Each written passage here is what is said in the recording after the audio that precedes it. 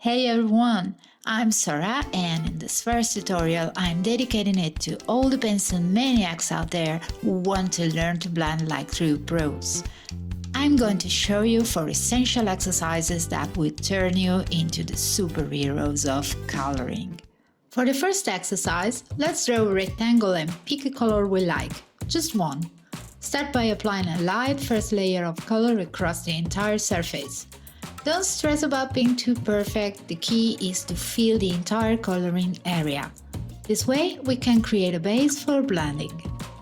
Once done, choose the area you want to make darker and start going over it with a bolder stroke. There's one big trick to blending pencils: learning to control the pressure. When you nail it, it's smooth sailing. Imagine your pencil as a plane preparing for takeoff. At the beginning, it's firmly on the runway with all its weight. As it gains speed, the wheel lifts off the ground and it's completely airborne. Well, you need to do something similar with the pencil tip. The closer you get to the light area, the faster and lighter your hand becomes. Trick number 2 is patience. I know it doesn't sound like a groundbreaking revelation, but color pencils are a slow technique. You can go over them as many times as you want until you get the desired result. Or until you get tired and decide to grab a pizza. Personally, I put on a good playlist on Spotify and relax watching the color take shape. For the second exercise, let's use 3 shades of the same color. A lighter one, a middle one, and a darker one. Again, lay down a base with the light green. If you're already daydreaming about pizza, you can speed up by going in circular motions. The important thing is always to fill the rectangle properly. After that, apply the darker green, starting from where you want the color to be most intense. Remember our takeoff plane? Well done, keep that in mind, make your pencil take off.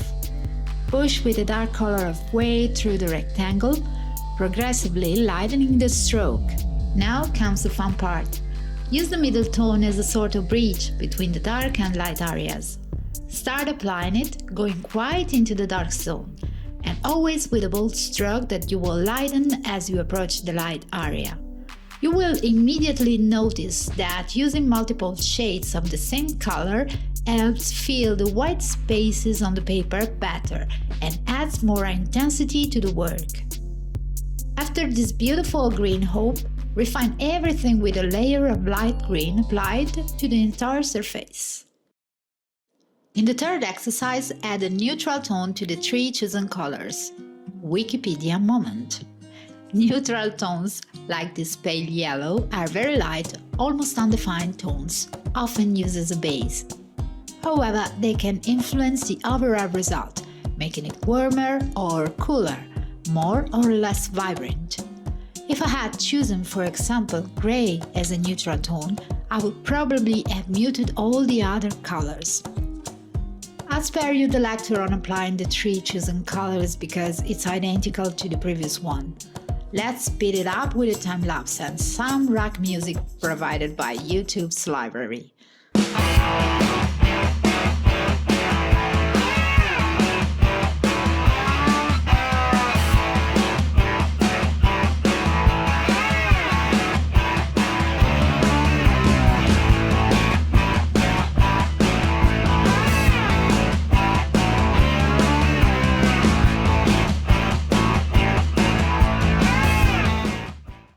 For the last exercise, we will exploit the ultimate neutral tone, white.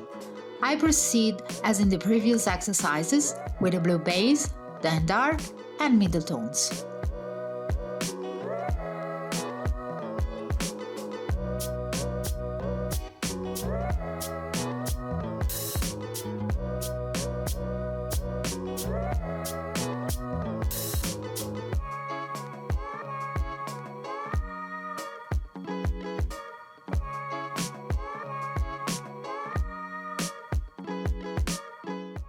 Now I use white as a kind of blender to blend and mix all the colors well. This technique makes the blending very soft, but at the same time lightens it. So Think each time if it suits your case to avoid ending up with a fire engine red turning into Paris Hilton pink.